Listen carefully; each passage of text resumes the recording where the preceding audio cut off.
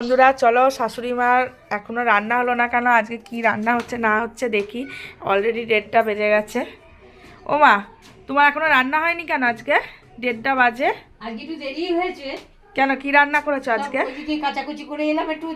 ওনার sweater মোয়েটার তো সে একেবারে sweater টোয়েটার কেচে চান টান করে পুজো করে বৌমা জলখাবার আর রুটি করলো, খেলাম দিলাম, চা খেলাম, দিয়ে রান্না করে ঢুকলাম। কি রান্না করেছো আজকে? ওই জন্য দেরি হয়েছে আজকে। কি রান্না করেছো? দেখাও দেখাও দেখাও। হচ্ছে তোমার খয়রা মাছ ভাজা আর বাঁধাকপির তরকারি আর তোমার লাউ চিংড়ি আর হচ্ছে ভোলা মাছের ঝাল আর কাঁটা মাছের কালিয়া আর চাটনি।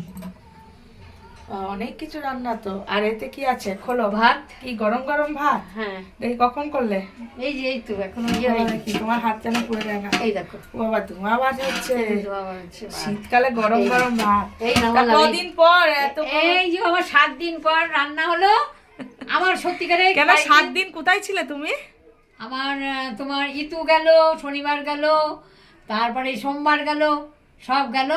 কিন্তু আমার বাড়িতে আমার যদি কোনো উপস্থাপক বা কোনো এ থাকে, সেদিকে আমার মাছ হয় না। কিন্তু ওই জন্য আজকে হয়েছে 7 দিনের একদিনে।